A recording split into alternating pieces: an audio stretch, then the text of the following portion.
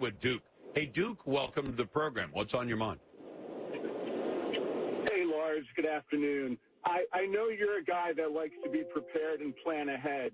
Yep. So when the inappropriate photos from the Epstein files come out with Trump with a bunch of scantily clad 15-year-olds, have you started thinking of excuses that you'll use?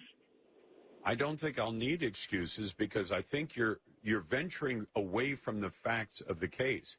Number one, the victims, the victims, including the Madam Ghislaine Maxwell, have said that Donald Trump had no illicit activity involving Epstein. So where would you get the idea that there were pictures of illicit activity? Oh, Ghislaine Maxwell said that? She's so credible.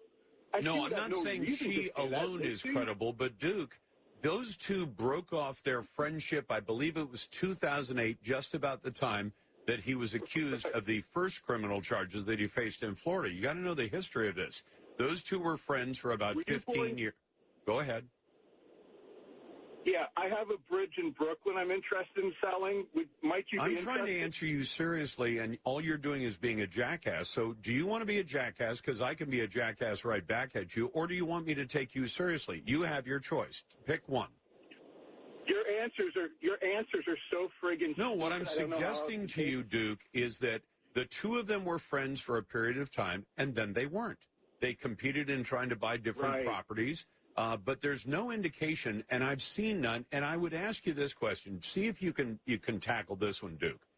If any of the Democrats had anything that would have implicated Donald Trump in the kind of illegal, criminal, ugly behavior that Jeffrey Epstein was involved in the last 10 years, going back to 2015 when he announced for president, and then when it became clear in early 2016 that he was the odds-on favorite to win the nomination, would the Democrats have used that? And yet you claim you know something that nobody else in America knows. How is that possible? How could they use it? The DOJ No, you answer my question. How could they use it? Duke, all they'd have to, the same way that Hillary, I can tell you how they'd use it, Duke, and take this seriously, because I want a serious answer from you.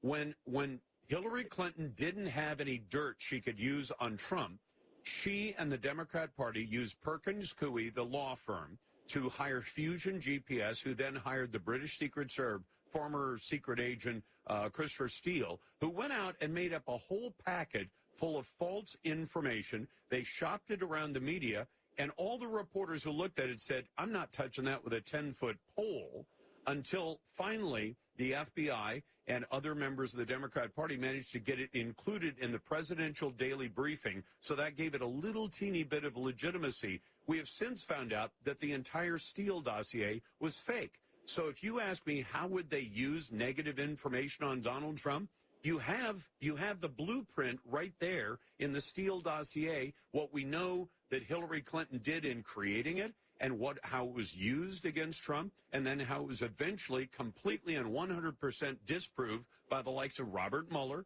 and all the other investigations that followed. They said this whole thing is a bunch of junk. But if they had had legitimate information to implicate Donald Trump in criminal activity sexual criminal activity toward children, you're saying, well, how would the Democrats have used that? Oh, I don't know, Duke, the same way they used the Steele dossier and the Russia hoax? No, the Steele dossier had nothing to do with the DOJ. The DOJ didn't have that. No, they shopped. John McCain and others pushed that because they hated Donald Trump, and they wanted people to buy it. And eventually, you had major journalistic organizations like the Washington Post, the New York Times, writing about all this information that came out of the Steele dossier as though it was fact. And it wasn't fact, and we found that out. But we found it out too late. Can I point out Now, unless you want to answer that question, Duke, I would point out the Democrats have a pattern. They will go in and they will try to blackball somebody who's up for a Supreme Court nomination, and they'll make up the craziest crap about these people who are up for a position, whether it's president, whether it's Senate, whether it's the Supreme Court, and they realize the lie will eventually be found out. But if it works long enough, even a few weeks, it would torpedo that nomination or that candidacy. and they've used that technique over and over and over again. So when you ask a crazy question like, you act as though you know that Donald Trump did evil, criminal things to children of a sexual nature. You say there are pictures of this. And then when I say to you, if the Democrats had this same information that somehow you have, but nobody else on the left side of the aisle in America had access to, if they'd had access to it, they would have used it. And you ask me a dumb question like, how would the Democrats have used negative information about Donald Trump? The same way they use everything against Donald Trump. Why is Trump doing everything but stand on his head to prevent the info from coming out? I don't know. And why is he I'm going to be honest with you. I don't know. I don't know.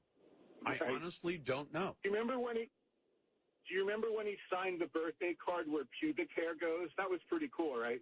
Well, except that Trump says he didn't draw that. Now, do you know what I suspect happened with that drawing? Oh, wait, Donald. You don't even want to hear my theory, do you? Well, then I'm going to say goodbye. Duke, it's been such a pleasure. But you really, if you come at me without the facts in front of you, you're probably going to have a problem. Let's go to Alma. Hey, Alma, welcome to the law.